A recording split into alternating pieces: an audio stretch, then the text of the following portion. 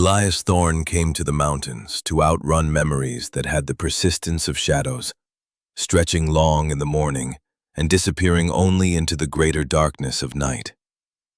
He had chosen a small, forgotten corner of the North Carolina Appalachians, a place where the ridges folded into one another like a closed fist, and the silence was so profound it felt like a physical presence. He leased a small, derelict cabin on a parcel of land that bordered a vast national forest, a place the loggers had abandoned decades ago and the tourists had never found. It was enough. It had to be.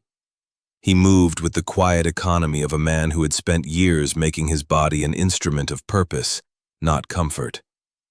At 44, his frame was lean, stripped of all but essential muscle, and his face was a map of hard latitudes and long suns. His uniform rarely changed.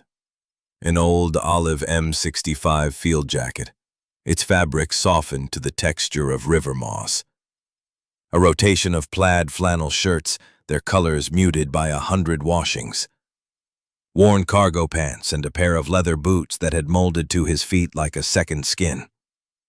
On his wrist, he wore a military-issue watch, its face scratched and its ticking a steady, unobtrusive companion. It was the only timepiece he trusted. His only other companion was Ghost. The dog was a German shepherd of 10 years, a veteran himself, with a noble head and a muzzle gone completely gray. He was not a pet. The bond between them was forged not in parks and backyards, but in the dust of Kandahar and the biting winds of the Hindu Kush. Ghost was a retired military working dog, and he had never fully accepted the concept of retirement. He moved with the same deliberate grace as Elias, his eyes constantly assessing, measuring, his ears swiveling to catalog the sigh of the wind through the pines and the distant chatter of a squirrel. He was never entirely off duty. Their mornings began in the pre-dawn chill, with the ritual of coffee boiled in a small pot over a single gas burner. Elias would sit on the cabin's sagging porch, the ceramic mug warming his hands, and watch the world resolve itself from shades of gray into the soft greens and deep browns of the forest. Ghost would lie at his feet, not sleeping, but in a state of watchful repose, his head on his paws, his gaze fixed on the hazy line where the trees met the sky. They rarely needed to communicate with words. A glance, a subtle shift in posture, the soft click of Elias's tongue. It was a language they had perfected in places where a spoken word could be a death sentence. This morning was different. A low, wet fog clung to the mountainside, muffling sound and lending the familiar landscape an air of mystery. The air was thick with the smell of damp earth and decaying leaves. As Elias sipped his coffee, he noticed Ghost's posture change. The dog lifted his head, the fur along his spine stiffening almost imperceptibly. His breathing, usually a slow and even rhythm, hitched. He wasn't looking at anything Elias could see, but his focus was absolute, aimed toward the dense thicket of rhododendron that choked a narrow ravine to the north. Elias set his mug down on the weathered porch rail. He followed the dog's gaze. He saw nothing but the tangled green and the shifting veils of fog. He heard nothing but the drip of condensation from the eaves. But he had learned long ago, the hard way, that Ghost's senses registered a world beyond his own. The dog perceived the subtle tremors, the discordant notes in the symphony of the wilderness. "What is it, boy?" Elias murmured, his voice a low rasp. Ghost didn't respond.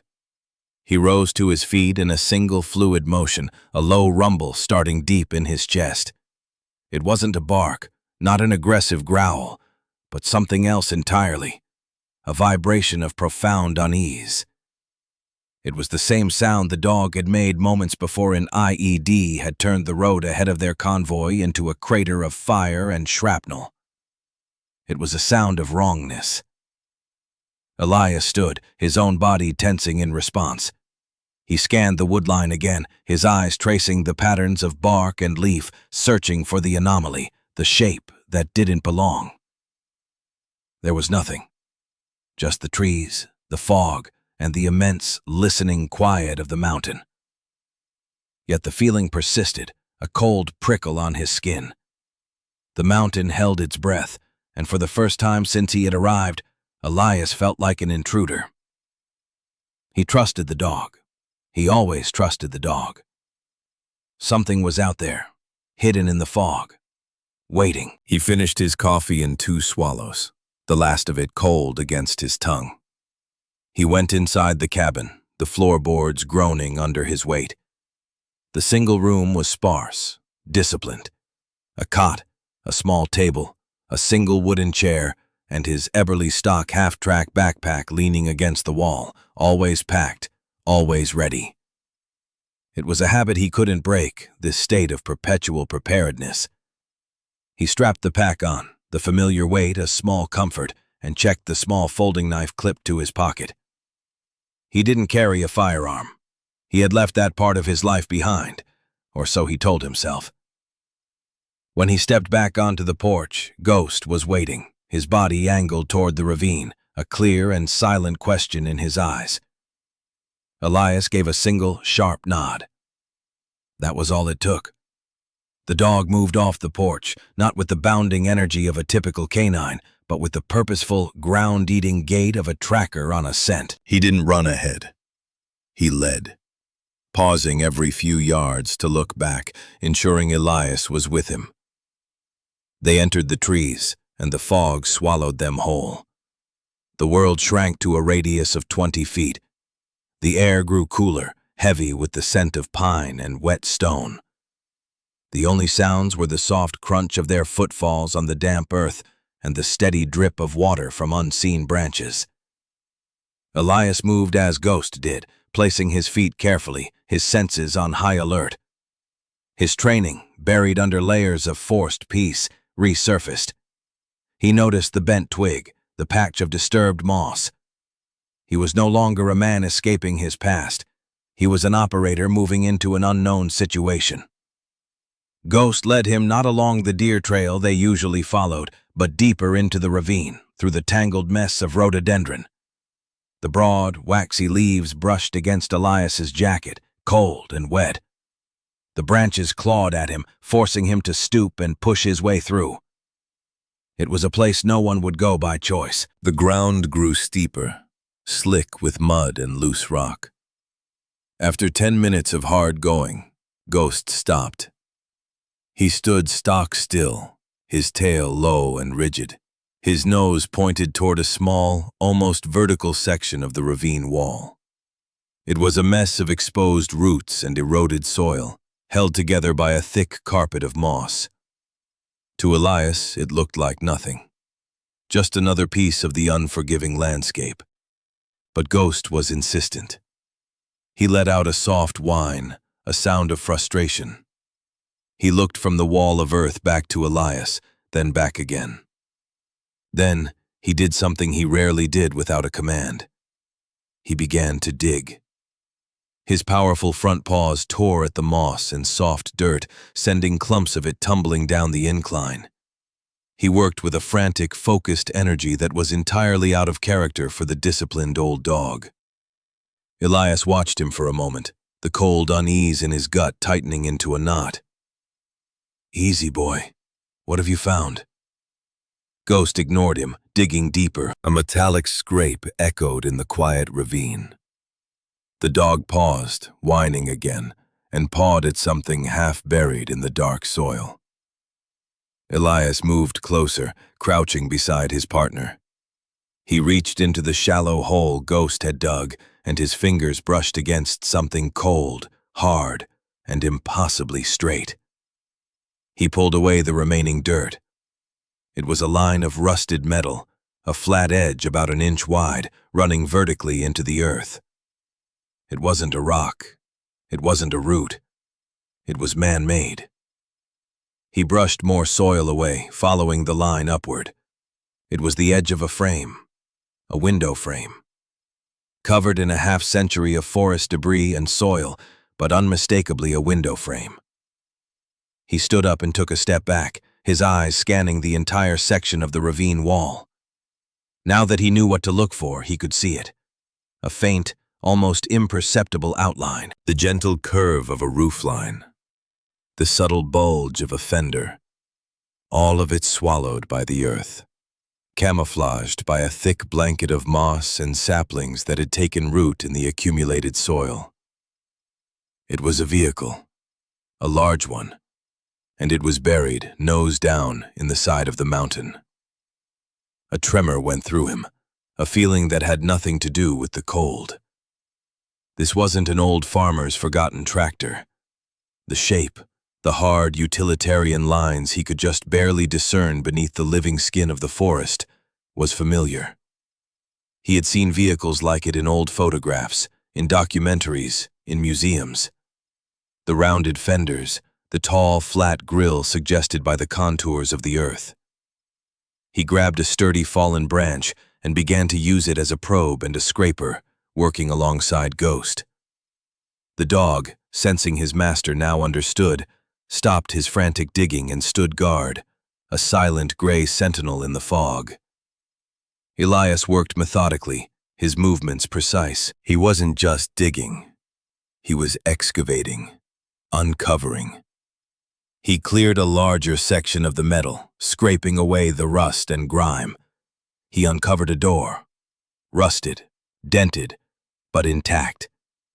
And on the door, faded but still legible beneath the layers of decay, was a symbol, a white star encircled, the insignia of the United States Army.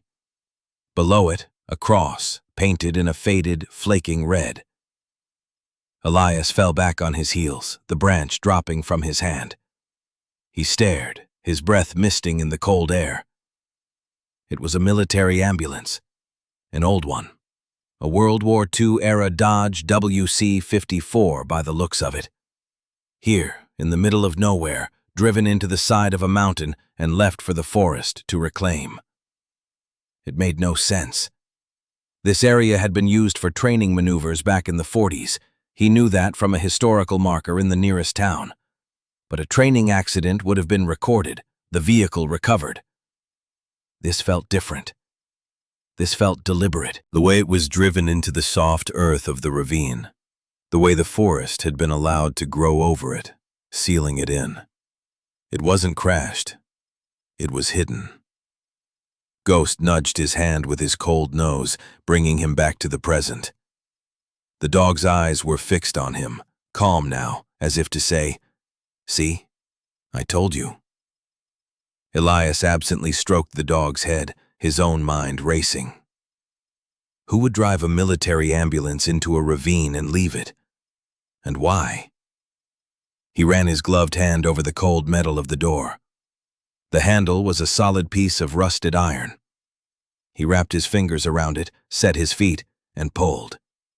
The hinges screamed in protest, a sound of metal tortured after decades of silence. The door didn't budge. It was rusted shut, sealed by time and pressure. He moved along the side of the vehicle, his boots sinking into the soft earth. He could make out the shapes of the rear doors, the small, barred windows. Everything was sealed tight. He came back to the driver's side and peered through the sliver of grimy glass that Ghost's digging had exposed. The inside was a cavern of blackness, a void. He knew he needed leverage. He scanned the forest floor and found a thick, downed oak limb, heavy and solid. Wedging it into the seam of the driver's door, he put his shoulder and back into it, using the techniques he'd learned for breaching doors that were meant to stay closed. The wood groaned. The metal shrieked. He felt a slight give. He reset his position and pushed again, grunting with the effort. With a final, explosive crack, a section of the rusted door frame gave way. The door popped open a few inches, releasing a breath of stale, cold air. It was a smell from another time, a smell of dust, dry rot, and something else. Something faintly medicinal and metallic, like old blood and forgotten antiseptics. The hair on his arms stood up. This wasn't just an empty vehicle. It was a time capsule. A tomb. He widened the opening enough to squeeze through, his heart pounding a slow, heavy rhythm against his ribs. He pulled a small, powerful flashlight from a pouch on his backpack. "Stay," he commanded Ghost.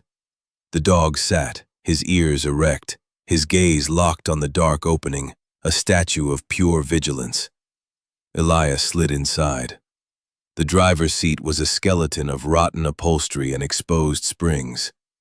The steering wheel was a brittle circle of cracked bakelite. The dashboard was a landscape of broken gauges and rust. He swept the beam of his flashlight across the interior. The front cabin was empty, save for a scattering of mummified leaves that had found their way in through cracks in the windshield. He turned his attention to the rear of the ambulance. A solid metal partition separated the driver's cabin from the patient bay. The small sliding door in the partition was closed. He pushed it. It slid open with a surprisingly smooth, grating sound. He aimed his light into the darkness beyond. The patient bay was larger than he expected. Racks for 4 stretchers were folded against the walls, 2 on each side. The floor was bare metal. Everything was coated in a thick layer of dust, but it was otherwise clean. Eerily so. There were no scattered supplies, no forgotten equipment. It was as if it had been deliberately stripped. But it wasn't entirely empty. In the far corner, tucked beneath the lower stretcher rack, sat a single, olive-drab object. A standard-issue military footlocker. It was closed, its 2 latches securely fastened. Elias's breath caught in his throat. This was it. This was the reason. You didn't hide an entire truck unless you were really trying to hide what was inside it. He moved carefully into the back, the metal floor groaning under his boots. The air was thick, dead. It felt sacred, like a place that had held its breath for 75 years. He knelt beside the footlocker. It was in remarkably good condition, protected from the elements. He ran his light over its surface. Stenciled in white paint on the lid, faded but clear, were a name and a unit designation. Captain R. Kendrick, 442nd RCT. The 442nd Regimental Combat Team. The Go for Broke Regiment. The Japanese-American unit that had fought with such ferocity and distinction in Europe. They were legends. What was one of their officers' footlockers doing in a buried ambulance in North Carolina? The 442nd had trained at Camp Shelby, Mississippi, before shipping out to Europe. Their presence here was an anomaly, a historical contradiction. He tried the latches. They were stiff, but they opened. His heart hammered against his ribs. He felt like a looter, a desecrator of graves. But the feeling was overwhelmed by a deeper, more powerful compulsion.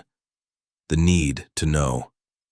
The same drive that had pushed him to master complex demolitions, to learn a dozen different ways to enter a locked room.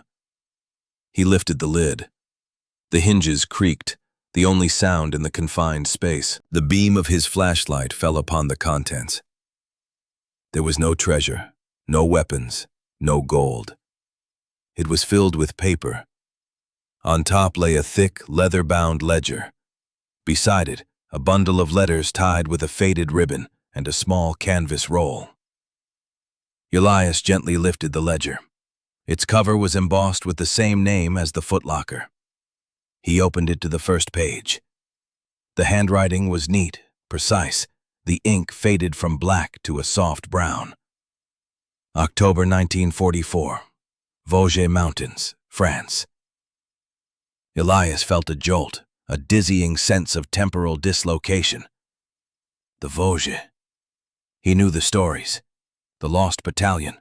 The brutal fight where the 442nd had suffered horrific casualties to rescue a trapped Texas battalion.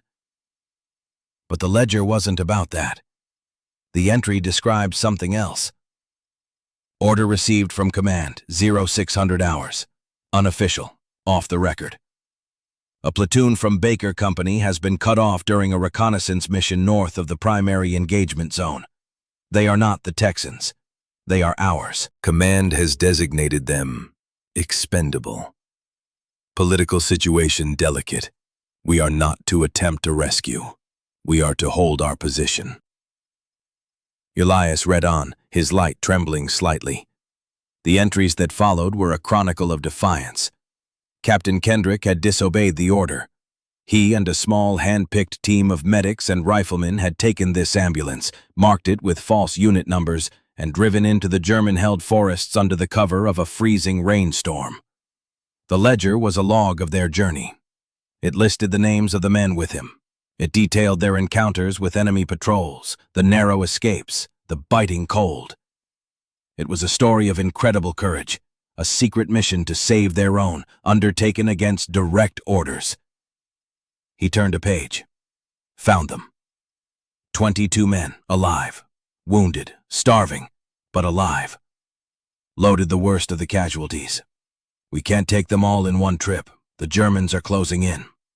We will be back. The next entry was dated 3 days later. Made it back to the rendezvous. They weren't there. The area was sanitized. No bodies, no equipment, nothing. It's like they were never there. We found signs of our own forces, not German, American. A cleanup crew. Elias felt a chill that had nothing to do with the damp air. He kept reading, his breath held tight in his chest. Captain Kendrick and his men returned to their unit, only to be met with a wall of silence. The official records showed no lost platoon. The men they had seen with their own eyes, the men whose wounds they had dressed, had been erased from history. The final entries were written months later, after the war, here in the States. They shipped us home. They know what we did. They know what we know. We have been ordered to remain silent. For the good of the country, they say. They are afraid of the story. A secret rescue, a disobeyed order, and a unit of our own men, sacrificed and erased. They have given us a choice, a quiet life, or a court-martial for insubordination that we will not win. We chose life, but we will not let them be forgotten. The last entry was short, stark. We have brought the only proof we have, this log, the letters from their families. We have brought the truck, our chariot, and our witness. We will give it a soldier's burial. Here, in this quiet place, it will wait. It will hold the truth for us. One day, someone will find it. One day, the silence will be broken. We have done our part. God forgive us. Elias closed the ledger, his hands shaking. This wasn't just a historical curiosity. It was a testament, a sacred trust. He gently unrolled the canvas bundle. Inside were 22 dog tags threaded onto a single wire, the names of the lost platoon. He picked up the bundle of letters. They were addressed to those men, from wives and mothers and sweethearts. Return to the 442nd stamped, Return to Sender. Address unknown. He sat back in the darkness of the truck, the weight of the discovery pressing down on him. He, Elias Thorne, a man who had run from his own ghosts, had just stumbled into a graveyard of them. The silence he had sought in these mountains was not empty. It was filled with the unheard voices of these men.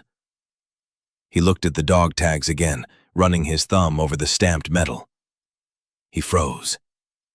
One name seemed to leap out at him, familiar and yet impossible.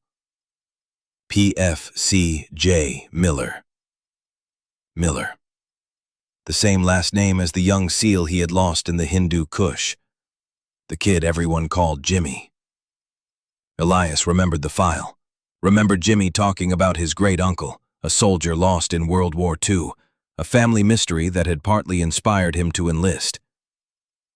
It couldn't be.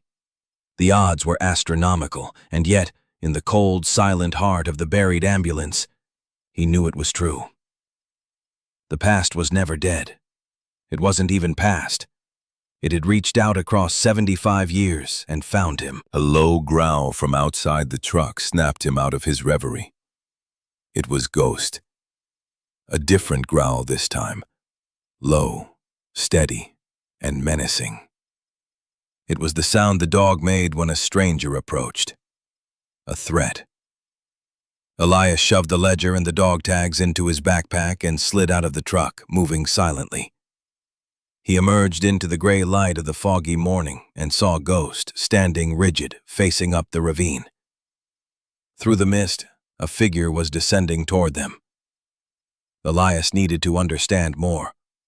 The ledger was a narrative, but he needed context, maps, official records to understand how deep the lie went. He left the ravine, recamouflaging the entrance to the truck with branches and debris as best he could. Ghost watched him, a silent, approving presence.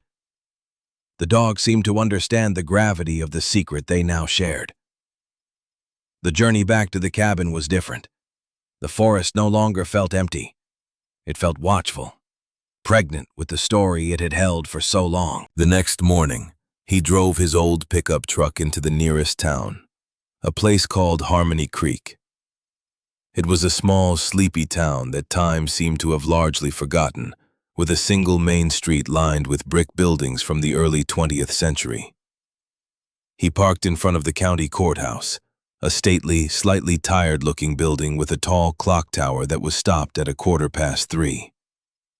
The county clerk's office was on the first floor, a large room that smelled of old paper, floor wax, and weak coffee. A tall, spare woman in her late 50s or early 60s sat behind a high counter, peering at a computer monitor through a pair of reading glasses perched on the end of her nose. Her hair was pulled back in a severe bun, and she wore a no-nonsense cardigan over a crisp blouse. This was Martha Riley, the gatekeeper of the county's recorded history. She looked up as he approached, her eyes sharp and intelligent. They took in his worn field jacket, his disciplined posture, the quiet intensity in his gaze. She was a woman who had seen every kind of person come through her office, and her expression was one of polite, professional caution.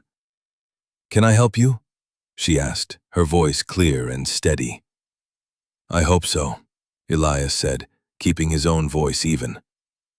"I'm looking for old land survey maps and records of military activity in the area, from the 1940s.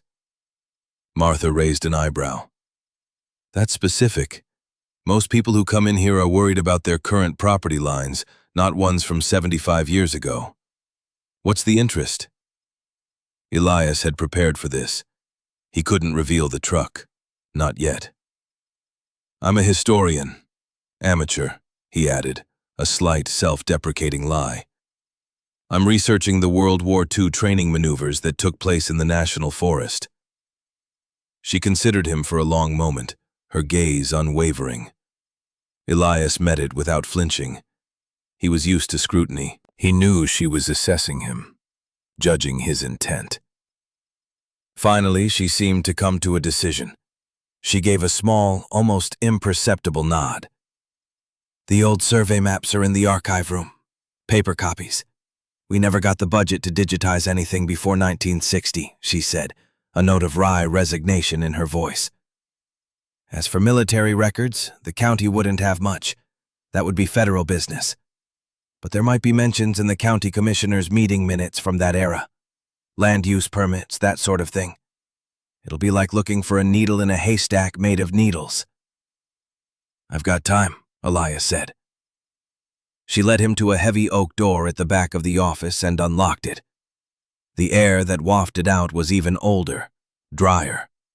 It was the scent of pure, undisturbed history. The room was lined with shelves groaning under the weight of enormous leather-bound books and long cardboard tubes containing rolled-up maps. "They're organized by date and quadrant," she said, gesturing to the shelves. "Let me know if you find anything interesting. Not much excitement in Harmony Creek these days." She gave him a small, tight smile and left him alone, closing the door softly behind her.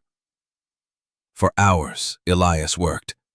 He unrolled brittle, yellowed maps, his fingers tracing the contour lines of the land he now knew so intimately. He found the parcel that bordered his cabin. He found the ravine. On a survey from 1946, 2 years after the events in the ledger, he saw it. A tiny handwritten annotation in the margin next to the area of the ravine. USACOE. Access restricted. Unstable terrain. Army Corps of Engineers. It was a lie. The terrain wasn't unstable. It was a cover story, a bureaucratic seal on a hidden tomb. He then turned to the minutes of the county commissioner meetings. He skimmed through hundreds of pages of tedious local governance, debates over road repairs, school funding, stray dogs. Then, in the minutes for a meeting in November of 1945, he found another piece. A motion to approve a land transfer.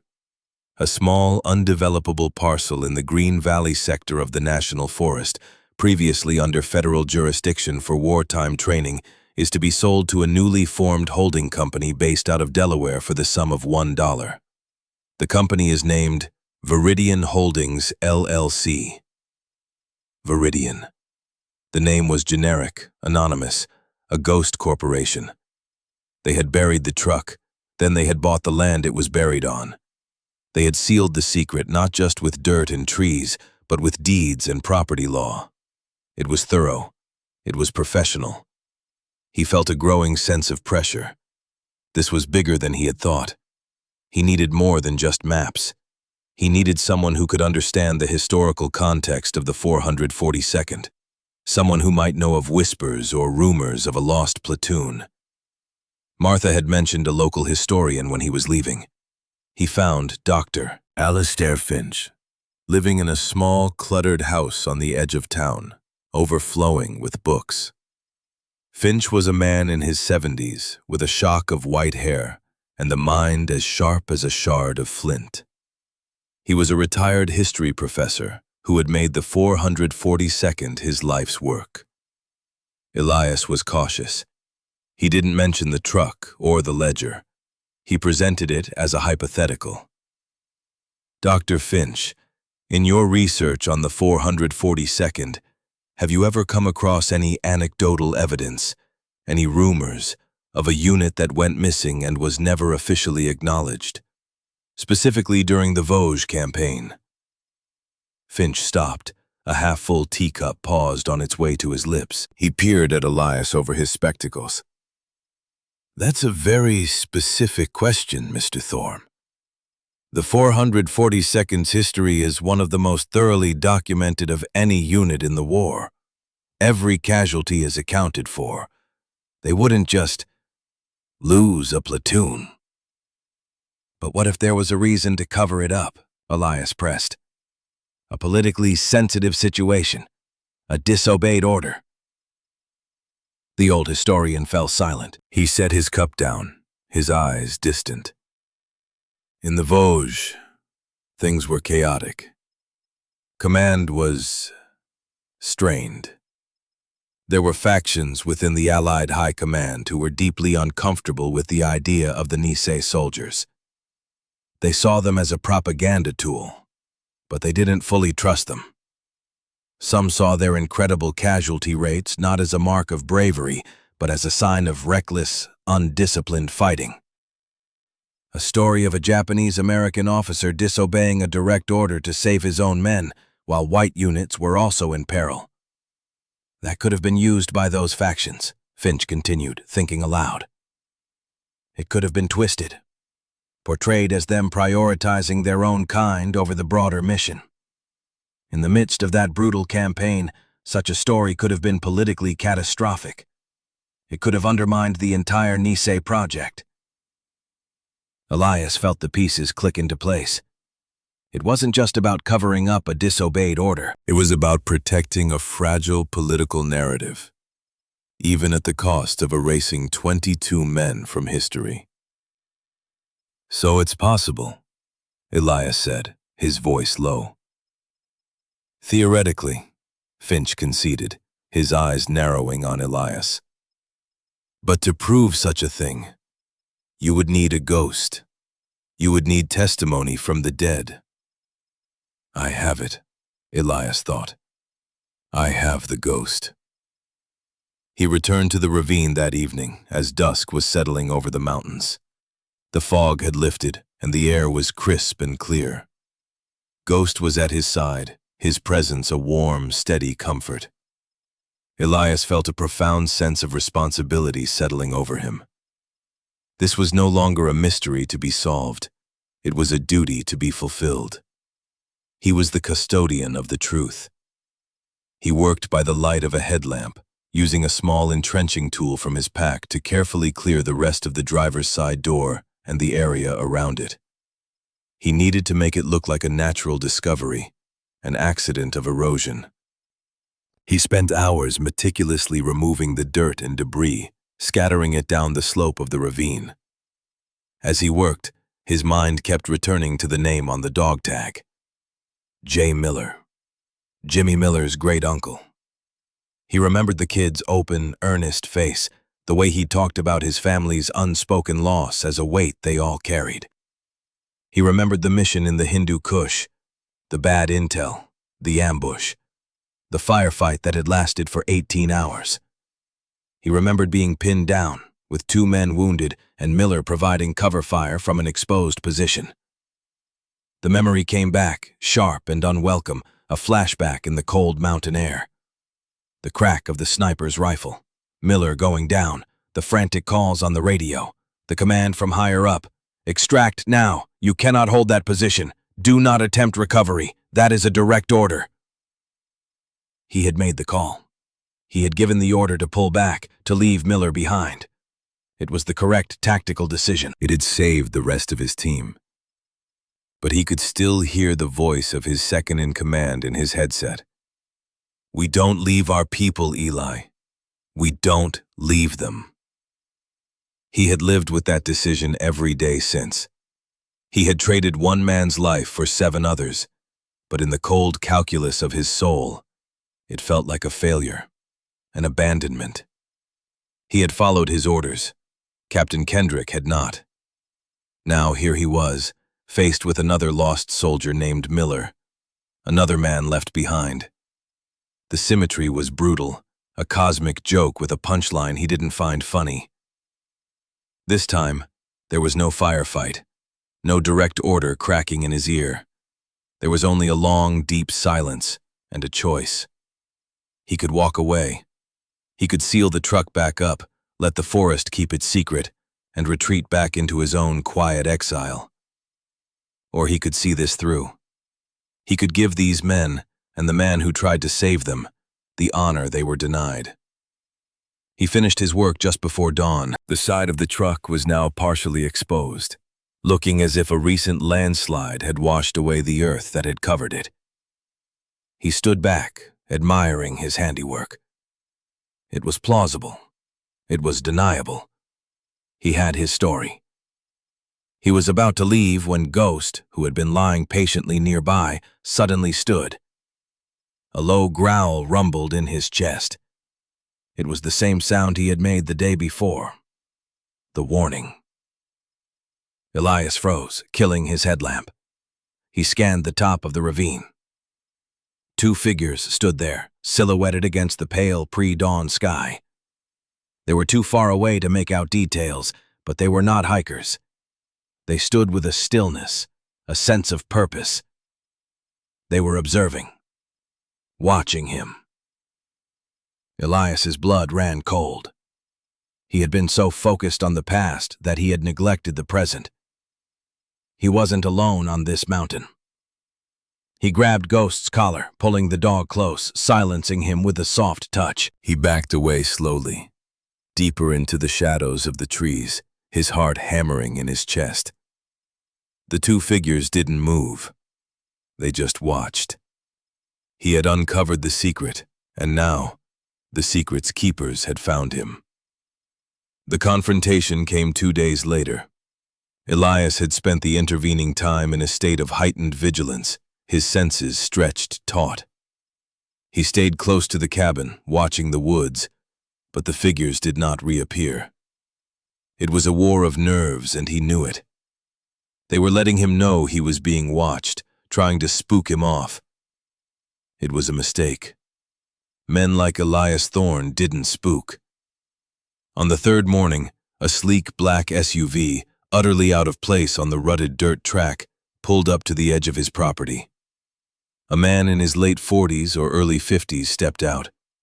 He was dressed in expensive, tailored outdoor wear that looked like it had never seen a speck of mud. He wore a crisp collared shirt under a cashmere sweater, and his shoes were polished despite the dusty ground. He was handsome, with silvering hair and a smile that was perfectly calibrated to be friendly, but not familiar. He moved with an air of easy, unshakable confidence. Ghost, who was lying on the porch, rose to his feet without a sound. His body went rigid, his tail straight, a statue of controlled menace. The man stopped at a respectful distance, just beyond the sagging fence that marked the property line. He held his hands up in a placating gesture. "Elias Thorne?" he called out, his voice smooth and reasonable. "My name is Sterling. I represent the Viridian Development Group. I was hoping I might have a moment of your time." Viridian. The name from the county records. The Ghost Corporation. So the keepers had a face. Elias didn't move from the porch. He stood with his arms crossed over his chest, his field jacket zipped against the morning chill. He was a study in stillness, a rock against which the man's polished charm would break. "You're on private property," Elias said, his voice flat. "My apologies," Sterling said, his smile not wavering. "A simple matter of business. You see, my company owns this parcel of land and a great deal of the surrounding forest. Your lease, I'm afraid, is about to expire, and we won't be renewing it. We're prepared to offer you a generous package to assist with your relocation." He made it sound like a favor. "I'm not interested in relocating," Elias said. Sterling's smile tightened by a fraction of a degree. "Mr. Thorne, let's be direct. We're both busy men. We know you've been exploring up in the North Ravine. Found something, didn't you?" Elias remained silent. He let the quiet stretch, a tactic he'd used in 100 interrogations. Silence had teeth. It made people uncomfortable. It made them talk. Sterling's composure finally cracked. He sighed, dropping the friendly pretense for one of weary patience. "Look, what you found is a historical footnote, an unfortunate bit of military scrap that was disposed of improperly. It's an environmental hazard, nothing more. We have a team coming in to handle the reclamation. It's all very routine." "Reclamation," Elias repeated the word, tasting its hollowness. "You mean destruction?" "I mean progress," Sterling corrected him smoothly. "We're building a world-class golf resort and community here. It will bring jobs, revenue. You can't let a rusted piece of junk stand in the way of that. It's a matter of perspective." "There are men's records in that truck," Elias said, his voice dangerously quiet. "The story of a platoon that was erased." Sterling actually laughed, a short, humorless bark. "Men?" "Mr. Thorne, that was a lifetime ago. Those men are dust. What you have are some out-of-context scribbles in a book. It's meaningless sentimentality. The world has moved on. We're offering you a chance to move on with it. Take the money. Find another quiet place. Forget what you saw." This was the moment. The pivot point. Elias had planned his next move carefully. He had contacted Martha Riley at the county clerk's office, and through her had arranged a secure line to a contact of his own, a JAG Corps officer he still trusted at the Pentagon. He had sent a single encrypted image, the cover of the ledger. He was waiting for a response. But now, standing before Sterling, He knew he couldn't wait for the slow gears of bureaucracy to turn. They were soldiers, Elias said, the words coming out hard as stones. They were left behind. Their families were told they vanished. Their honor was stolen. That's not a footnote. That's a debt. Sterling's face hardened, the mask of civility falling away completely. It's a liability, he snapped. A potential public relations nightmare that could derail a billion-dollar project. I will not let that happen. You are a squatter on our land. You are trespassing. If you interfere with our work, I will have you removed and charged.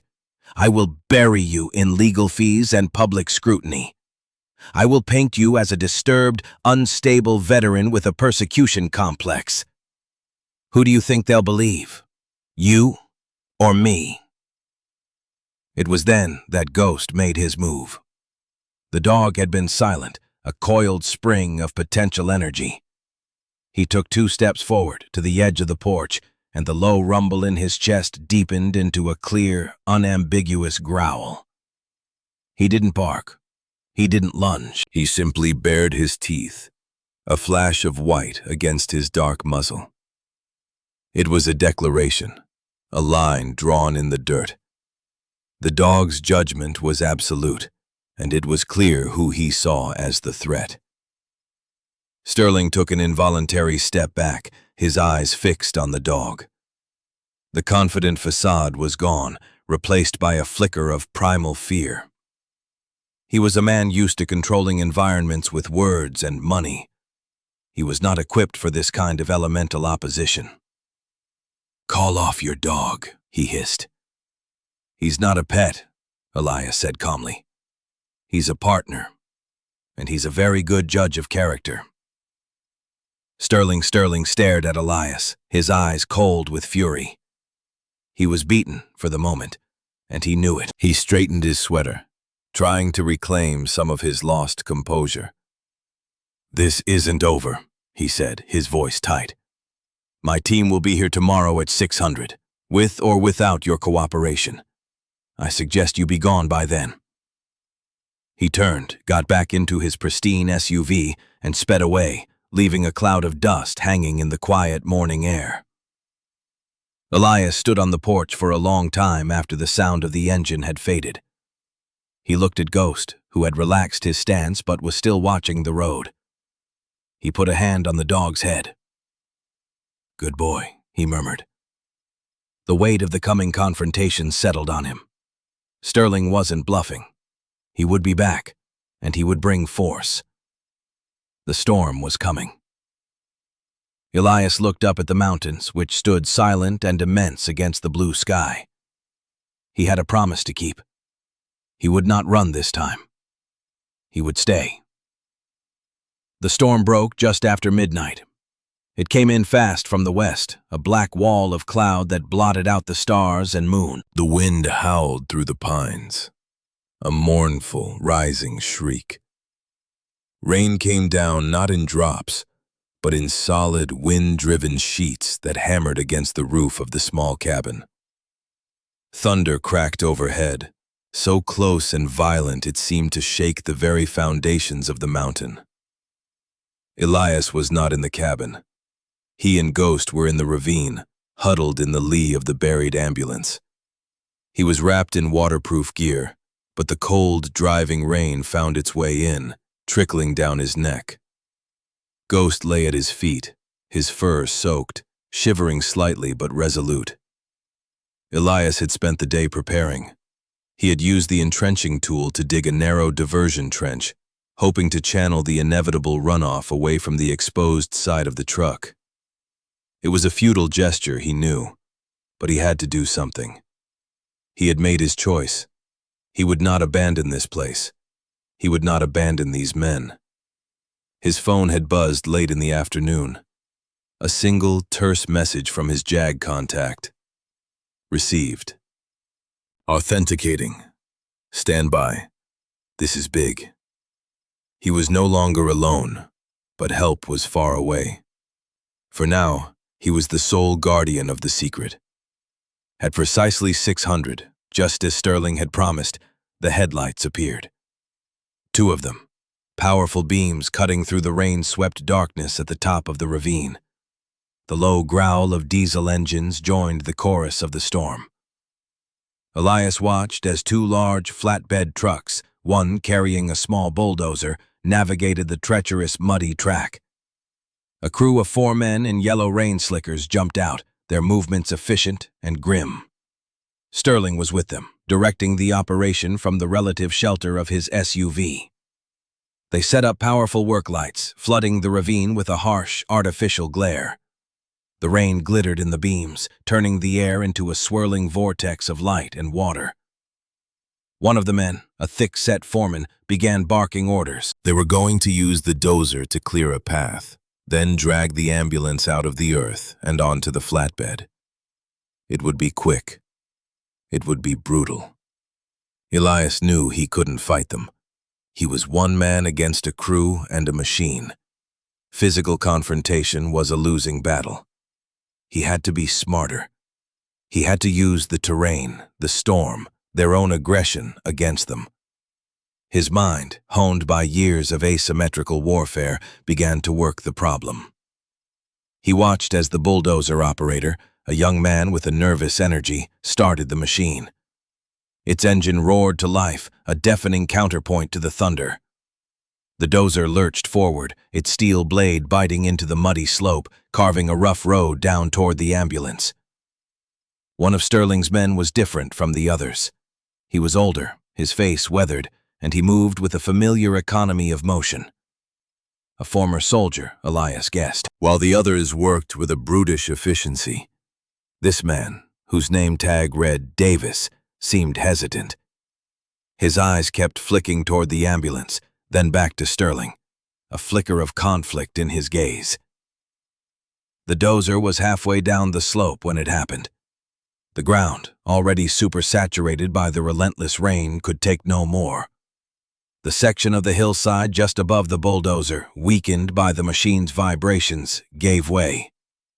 With a low, guttural groan, a wave of mud, rock, and tangled roots slid downward. It wasn't a massive landslide, but it was enough. The river of debris slammed into the side of the bulldozer, shoving it sideways. The machine tilted precariously, its right track slipping off the path and sinking into the soft mud. The operator yelled in alarm, trying to correct, but it was too late. The dozer was stuck, listing at a dangerous angle. The foreman started shouting, a string of curses lost in the wind. Sterling got out of his SUV, his face a mask of cold fury as he stared at the crippled machine. The storm had given Elias a reprieve, but the reprieve came at a cost. The mudslide hadn't stopped at the dozer. A smaller tongue of it had flowed past, down toward Elias and Ghost. Elias saw it coming and scrambled backward, pulling Ghost with him. But the dog, ever the protector, had moved toward the sound of the slide, his instinct to face the threat head-on. A single, heavy, waterlogged log dislodged by the slide rolled down the slope. It wasn't moving fast, but it was heavy, unstoppable. It caught Ghost's hind legs, pinning him against the steel fender of the ambulance. The dog let out a sharp cry of pain, a sound that cut through Elias sharper than any bullet. Elias's world narrowed to that single, terrible sound. He scrambled to Ghost's side. The log was immense, easily 500 pounds. The dog was trapped, his leg bent at an unnatural angle. He tried to struggle, but whimpered in pain and lay still. His intelligent eyes fixed on Elias, full of trust and agony. And in that moment, the past slammed into the present with the force of a physical blow. The Hindu Kush, the sniper's bullet, Miller down, the order to extract, the choice to leave a man behind. He looked up. Sterling and his crew were distracted, their attention focused entirely on the stuck bulldozer. They hadn't seen what happened. The footlocker, with the ledger and the dog tags, was in his backpack, less than 10 feet away. He could grab it. He could slip away into the storm-ravaged forest while they were occupied. He could save the evidence, fulfill the mission. That was the tactical choice, the logical choice. Leave the casualty, save the objective. He looked down at Ghost. The dog's breathing was shallow. He licked Elias's hand, a weak, desperate gesture. His partner, his friend, the only living being that had been with him through the fire. The only one who knew the man he was before he broke. The memory of his second-in-command's voice echoed in his head. "We don't leave our people, Eli." In that instant, something inside Elias that had been frozen for a decade finally broke. The cold calculus of the operator gave way to the simple, burning loyalty of a man to his dog. He had made one choice on a mountaintop long ago, and it had cost him his soul. He would not make the same choice again. He would not leave his partner behind. Not this time. He threw off his backpack. The mission could wait. The evidence could burn. The only thing that mattered was the life of the dog at his feet. He needed leverage. He looked around wildly and saw the entrenching tool he'd been using. It was too small. He needed a pry bar. His eyes fell on the half-open door of the ambulance. He wrenched it fully open, tearing the rusted metal from its top hinge. It was long, heavy, and awkward. But it was steel. It would have to do. He jammed one end of the door under the heavy log and put all his weight on the other end, his muscles screaming in protest. The log shifted, but only by an inch. It wasn't enough. He needed more leverage. He needed a better fulcrum. He kicked a large rock into place, reset the door, and tried again. He strained, his teeth gritted, the tendons in his neck standing out like cords. The log lifted. Just a few inches, but it was enough. "Go, Ghost! Get out!" he yelled. The dog, whining with pain, scrambled and dragged himself free. He collapsed a few feet away, his hind leg clearly broken. Elias let the log crash back down and rushed to his side. He quickly ran his hands over the dog, his training in battlefield first aid taking over. It was a clean break, not a compound fracture. Painful, but treatable if he could get him out of the storm. He looked up again. The crew was still trying to figure out how to free the bulldozer. But Davis, the older worker, the one with the soldier's eyes, was looking down the ravine. His gaze wasn't on the ambulance. It was on Elias and the injured dog. Their eyes met across the rain-swept distance. Elias saw not hostility, but a flicker of understanding, of recognition. Elias knew he had to move. He couldn't carry Ghost and his pack. He made another choice. He left the backpack with the ledger where it lay. He gently, carefully, lifted the 70-pound dog into his arms. Ghost cried out once, then fell silent, trusting him completely. Carrying the dead weight of the injured dog, Elias began the slow, torturous climb up the other side of the ravine, away from Sterling and his crew. Every step was a monumental effort on the slick, muddy slope. His lungs burned, his legs trembled with exhaustion. But he did not stop. He would not stop. He was carrying more than his dog. He was carrying his own redemption. He was halfway up the slope when he heard a shout from below. They had seen him. But just as the foreman turned to point, Davis, the conflicted insider, made his move. He stumbled near the generator that powered the work lights, his arm flailing out and knocking the main fuel line loose. The generator sputtered and died, plunging the entire ravine into near-total darkness, save for the headlights of the trucks far above. In the ensuing confusion and shouting, Elias disappeared into the blackness of the forest. He had made his choice. He had chosen loyalty. He had chosen to stay. And in the chaos of the storm, a small act of defiance by a stranger had given him the cover he needed. He didn't know if he had won, or what would happen to the truck, or the ledger.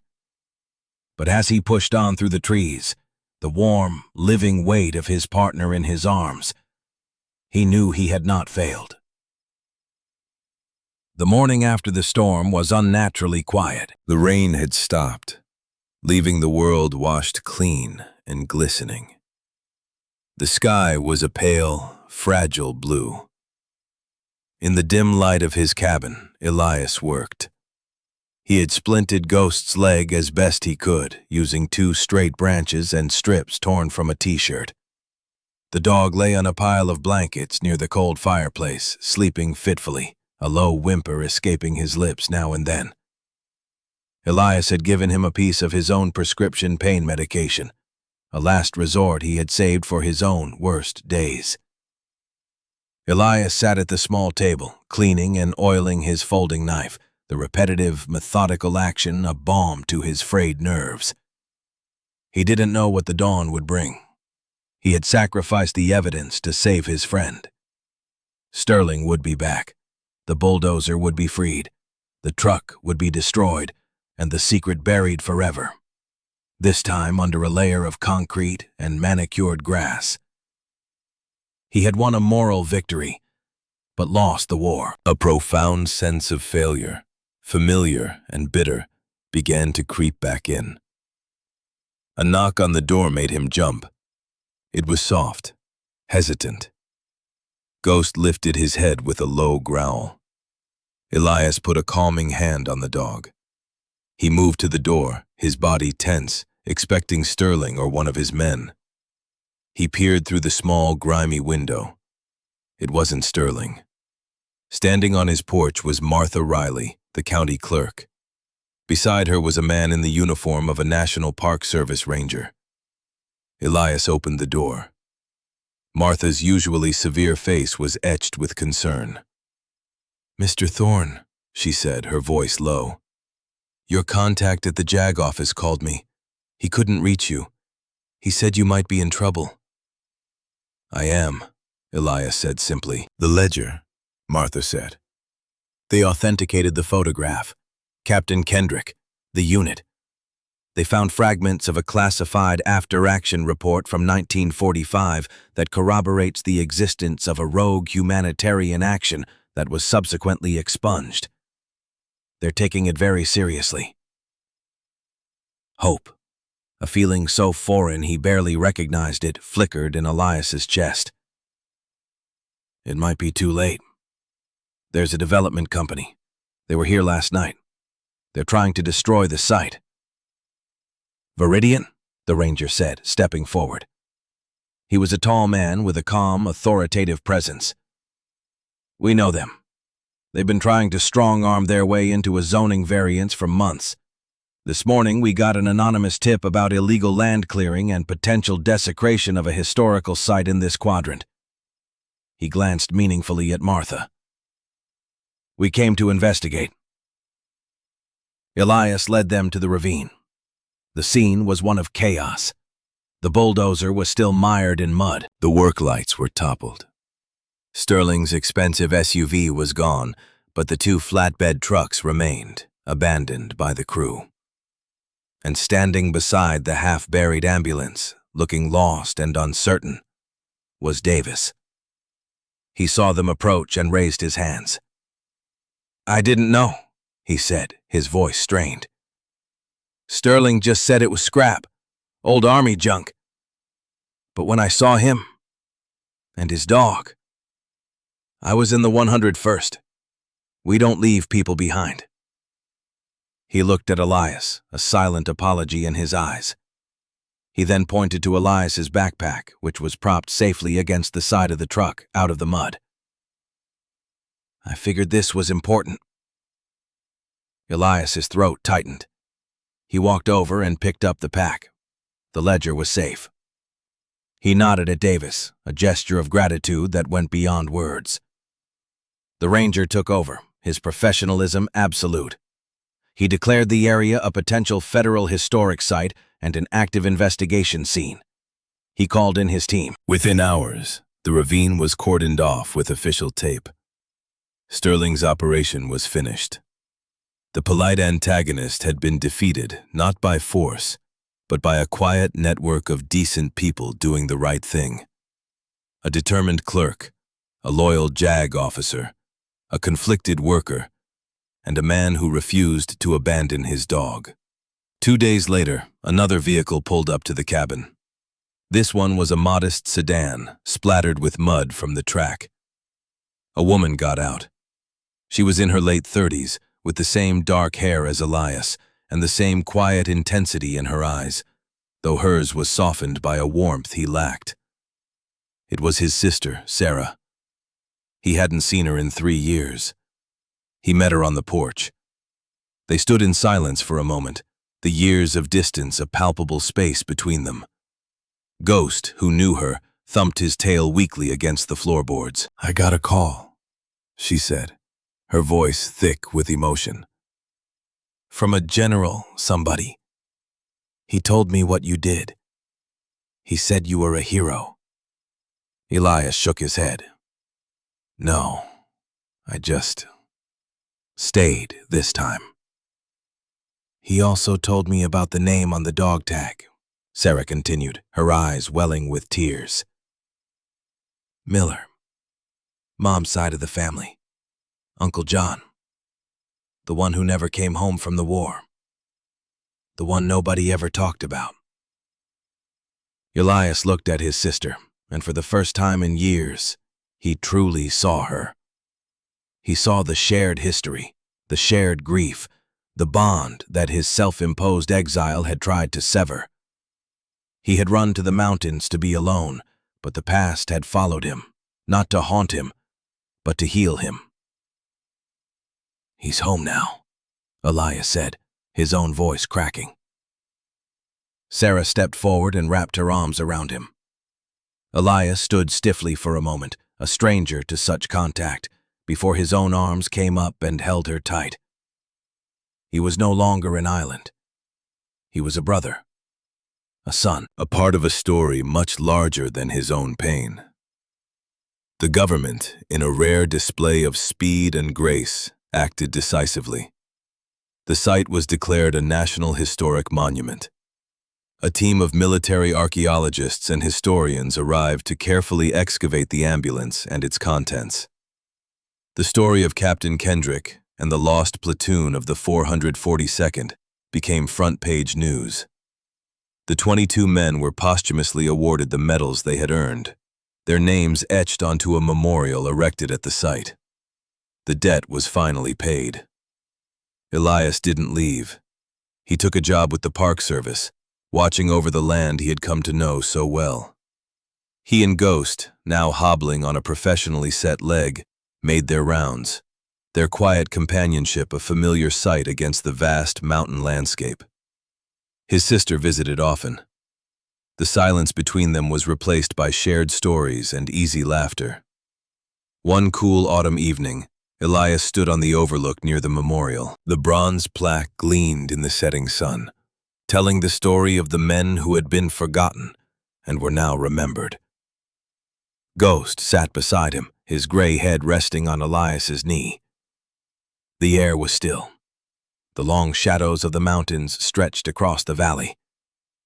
He looked at his reflection in the polished bronze.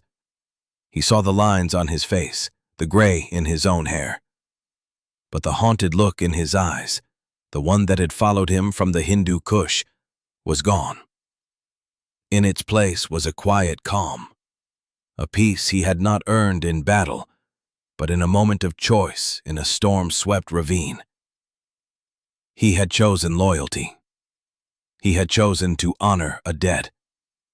And in doing so, he had finally, truly, come home. The mountain was no longer a place of exile. It was a sanctuary. It had taken his pain and his silence and given him back a purpose. It had shown him that redemption is not always a grand, dramatic act. Sometimes, it is as simple and as profound as choosing to stay with a friend in the dark, waiting for the dawn. He had come to the mountains seeking silence, a place to forget. But the mountains had a different plan. They held their own secrets, their own memories, waiting for the right person to come along and listen. For Elias, that listening began with the unease of his oldest friend, a silent signal that something was out of place in the deep woods. It led him to a rusted metal tomb and to a story of courage and injustice that had been held in the earth for 3/4 of a century. In the end, his own story became interwoven with that of Captain Kendrick and his lost men. The captain had disobeyed an order to save his soldiers. Elias had followed an order and had lived with the ghost of the man he left behind. The buried truck was not just a historical artifact. It was a moral crossroads, a place where the past offered the present a second chance. His choice in the storm, to abandon the mission for the sake of his partner, was the final, quiet correction of a life thrown off course by a single, terrible decision on another mountain, half a world away. There are quiet miracles at work all around us, often hidden in the places we run to when we are trying to escape. They are not always loud and spectacular. Sometimes, a miracle is the unwavering loyalty of an old dog. Sometimes, it is the courage of a stranger who performs a small act of defiance in the dark. Sometimes, it is the discovery that the story of a lost family member is the key to healing your own broken spirit. The world tells us to move on, to forget, to pursue progress at all costs. But some things should not be forgotten. Some debts of honor must be paid, no matter how long they have been outstanding. Elias learned that true peace is not found in forgetting, but in remembering rightly. It is found in facing the ghosts of the past and offering them justice, and in doing so, finding a measure of grace for ourselves. If you are watching this, perhaps you too are carrying the weight of a past silence, a choice that haunts you in the quiet hours. Remember the story of the buried truck.